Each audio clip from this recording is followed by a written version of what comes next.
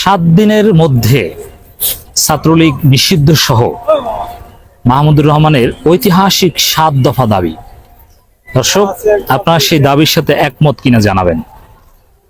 মাহমুদুর রহমান যে দাবিগুলো নিয়ে এসেছেন রাজনীতিতে, এটা নিয়ে রাজনীতিতে শীঘ্রই তোলপাড় তৈরি হবে। তিনি অলরেডি হাসিনা পালানোর পর হাসিনার যত এলিমেন্টস বাংলাদেশে ছিল, যত দালাল ছিল, যত সফট দালাল ছিল, ডিরেক্ট দালাল, ইনডিরেক্ট দালাল, ছদ্মবেশী দালাল, সবার মধ্যে এখন মানে একটা তোলপাড় তৈরি হয়ে দিয়ে গেছে। সবার মুখোশ উন্মোচন হয়ে যাচ্ছে, সবাই ধরা পড়তে যাচ্ছেন। দর্শক, তার মধ্যে সবচাইতে সিগনিফিকেন্ট দাবি, মাহমুদুর রহমানের 7 দফা দাবির মধ্যে সিগনিফিকেন্ট দাবি যে 7 দিনের মধ্যে আওয়ামী লীগকে নিষিদ্ধ করতে হবে, ছাত্রলীগকে নিষিদ্ধ করতে হবে। কারণ তিনি বলেছেন সন্দেহাতীতভাবে গত 15 বছরে বিভিন্ন হামলা মামলা এগুলোর সাথে জড়িত পুলিশ লীগ এবং ছাত্রলীগ, আওয়ামী লীগের চেয়েও ছাত্রলীগ দেয়। এই জন্য ছাত্রলীগকে নিষিদ্ধ করতে হবে। There is no alternative. বিনা প্রশ্নে আইনগতভাবে সেই সন্ত্রাস বিরোধী আইনের 18(1) ধারা অনুযায়ী 7 দিনের মধ্যে নিষিদ্ধ করতে হবে। এবং আমরাও মাহমুদুর রহমানের সাথে সুর মিলিয়ে ঘোষণা দিচ্ছি, ছাত্রলীগকে 7 দিনের মধ্যে নিষিদ্ধ করতে হবে। নিষিদ্ধ না করলে আমরা মাহমুদুর রহমানের নেতৃত্বে আমরা কর্মসূচি দিব, আমরা রাজপথে নামব। কারণ যেই সংগঠন গত 15 বছর তাণ্ডব চালিয়েছে, শুধু মাহমুদুর রহমানের উপর হামলা করেছে, কুষ্টিয়া সহ বিভিন্ন জায়গায়, শুধু এটা না, কত মানুষ হত্যা করেছে ওদের হাতে। আবরার ফাহাদকে কিভাবে হত্যা করেছে, একটা হত্যাই তো ছাত্রলীগ নিষিদ্ধ হতে পারে, কিন্তু শত শত হত্যা করেছে, কত শিক্ষার্থীকে পঙ্গু করে দিয়েছে, তাদের জীবন শেষ করে দিয়েছে। ওদের কারণে শিক্ষা জীবন শেষ করতে পারেনি। অতএব এই ছাত্রলীগের বাংলাদেশে বৈধ থাকার কোনো অধিকার নেই, 1 সেকেন্ডও বৈধ থাকতে পারে না। এতদিন এই কথা বলার লোক ছিল না, সাহস করে কেউ দাঁড়াবে, নেতৃত্ব দিবে, একথা বলার লোক ছিল না। কিন্তু না, এখন মাহমুদুর রহমান আছে, এখন খেলা হবে। ছাত্রলীগকে নিষিদ্ধ করতে হবে উইদিন নেক্সট 7 ডেজ। এরপরে দেখবেন যে 7 দিনের মধ্যে নিষিদ্ধ না করলে কি হয়। হ্যাঁ, আওয়ামী লীগ এত তাড়াতাড়ি নিষিদ্ধের কথা আমরা বলছি না। আওয়ামী লীগের বিরুদ্ধে ট্রাইব্যুনালে অভিযোগ দায়ের করা হবে, বিচার হবে, বিচারে 10 বছর নিষিদ্ধ হতে পারে বা নানা শাস্তি হতে পারে। কিন্তু ছাত্রলীগের বৈধ থাকার কোনো অধিকার নেই। ছাত্রলীগ যে অপরাধ করেছে, ভয়ানক নির্যাতন করেছে, বাংলাদেশে যে ত্রাসের রাজত্ব কায়েম করেছিল, কোন স্বাধীন সভ্য দেশে এই বর্বর এই সংগঠনটি কিছুতেই বৈধ থাকতে পারে না, নিষিদ্ধ করতে হবে। দর্শক, এছাড়া দেখেন তিনি যে 7 দফা দাবি দিয়েছে, এটা আসলে হিস্ট্রিক্যাল দাবি। মানে এই ভয়েসগুলো এতদিন কোথায় ছিল আমি বুঝি না।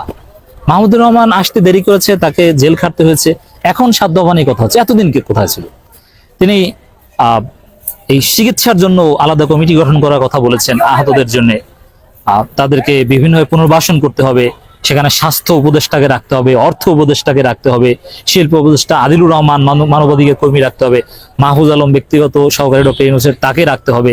মানে কত ব্যালেন্সড দাবিগুলো দিয়েছেন। আমি দেখেছি যে এই বিএনপি নির্বাচন ভোট জিকির করে, ক্ষমতা আসার জন্য পাগল হয়ে গেছে, কিন্তু আহত নিহতদের পক্ষে তাদের কোনো তৎপরতা নেই। জামায়াত ইসলামী বলছে বারবার, মাহমুদুর রহমান বলছে। তেমন চল মাহমুদুর রহমানের যে দাবি, এটা সবচেয়ে কনক্রিট, সবচেয়ে ভিভিড। ডক্টর ইউনূস সরকারকে এটা করতে হবে, করতে আমরা বাধ্য করব। এবং জাস্টিস ফর জুলাই বা নানা সংগঠন আছে করে যাচ্ছে, কিন্তু মাহমুদুর রহমানের ভয়েসটা সবচেয়ে গুরুত্বপূর্ণ। এজন্য আমরা বলছি, দর্শক আসুন আমরা মাহমুদুর রহমানের নেতৃত্বে আন্দোলন করি।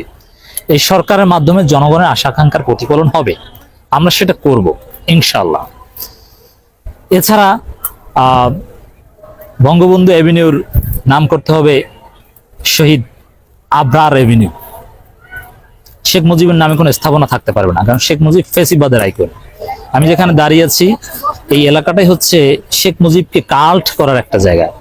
এই সরোয়ার্দী উদ্যানকে কেন্দ্র করে আওয়ামী লীগের রাজনীতি অনেক কিছু আবর্তিত হতো। আমার ঠিক সামনে দাঁড়িয়ে সে 7 মাসের ভাষণ দিয়েছিল শেখ হাসিনা। এছাড়া আমার ডান পাশের যে জায়গাটা আছে, অথবা আমি যেখানে দাঁড়িয়ে আছি তার নিচে এটা একটা ভূগর্ভস্থ জাদুঘর বলা হয়। এটা ঠিক আমার পায়ের নিচে দাঁড়িয়ে পাকিস্তানের জেনারেল নিয়াজি ভারতের কাছে আত্মসমর্পণ করে বাংলাদেশ স্বাধীন করতে সহায়তা করেছিল। ঠিক আমার পায়ের নিচে দাঁড়িয়ে আত্মসমর্পণ করেছিল। সে আত্মসমর্পণ যে চেয়ারে বসেছিল, যে টেবিলে বসেছিল, সেই টেবিলটা আমার পায়ের নিচে আছে মাটিতে। এর মানে এইগুলোকে কেন্দ্র করে এই মুক্তিযুদ্ধ, এটা কিন্তু মাহমুদুর রহমান অ্যাড্রেস করেছেন। মুক্তিযুদ্ধ শেখ মুজিব, এগুলোকে কেন্দ্র করে একটা কাল্ট বানিয়ে শেখ মুজিব হচ্ছে ফেসিবাদের আইকন। অতএব এই ফেসিবাদের আইকন বাংলাদেশে চলতে পারে না। তো এই শেখ মুজিবের নামে কোনো স্থাপনা থাকতে পারবে না। এই জন্য বঙ্গবন্ধু এভিনিউ, যেখানে আওয়ামী লীগের কার্যালয়, এটাকে আবরার এভিনিউ করতে হবে। এবং উত্তরবঙ্গের সাথে কানেক্টেড যে সেতু, সেই যমুনা সেতুর নামকরণ করতে হবে আবু সাইদ সেতু, যাতে যুগ যুগ ধরে, শত বছর ধরে মানুষ আবু সাইদকে স্মরণ করে। আবু সাইদদের যদি আমরা স্মরণ করি, আবু সাইদদের চেতনা, এমনকি চেতনা শব্দ নিয়েও মাহমুদুর রহমানের আপত্তি আছে। এই চেতনা এইসব বলা যাবে না, এই চেতনা ব্যবসা করেছে আওয়ামী লীগ, এই জন্য তিনি চেতনা শব্দ বলতে আপত্তি করেছেন। আবু সাইদদেরকে আমাদেরকে স্মরণ করতে হবে। এজন্য যমুনা সেতুর নামকরণ করতে হবে আবু সাইদ সেতু, বঙ্গবন্ধু এভিনিউর নামকরণ করতে হবে আবরার, শহীদ আবরার এভিনিউ। এবং এরকম শেখ মুজিবের নামে যত স্থাপনা আছে সবগুলোর নাম পরিবর্তন করে 24 আগস্ট, জুলাই আগস্টে শহীদদের নামে করতে হবে। এবং কেউ যদি গুরুতর আহত অবস্থায় থাকে, পঙ্গু অবস্থায় থাকে, প্রয়োজন তাকেও আইকনিক ফিগার বানাতে হবে। এই শেখ মুজিবের আইকন চলবে না। মাহমুদুর রহমান 7 দফা দাবি অত্যন্ত তাৎপর্যপূর্ণ, আমরা তার সাথে পরিপূর্ণভাবে একমত। এই জাতির মুক্তির সনদ এই 7 দফা দাবি। নতুন বাংলাদেশ 2.0 বিনির্মাণের মূল মন্ত্র মাহমুদুর রহমানের 7 দফা দাবি। আসুন আমরা 7 দফার দাবিতে আন্দোলন করি। ডক্টর ইউনূস সরকারকে আমরা বাধ্য করব এই 7 দফা মানতে। সমন্বয়ক অনেকের সাথে কথা বলেছি, তারাও একমত, সবার মত। দেখবেন যে সমন্বয়ক মাহমুদুর রহমান, আমরা, জামাত, শিবির, অমুক তমুক, বিএনপির মধ্যে যারা জাতীয়তাবাদী এবং ইসলামী মূল্যবোধের বিষয়ে, তারা সবাই একসাথে আন্দোলন করবে। আন্দোলন চলবে, বাংলাদেশ হবে বাংলাদেশ 2.0। এই হাসিনা, মোদি, মুজিবের বাংলাদেশ চলবে না।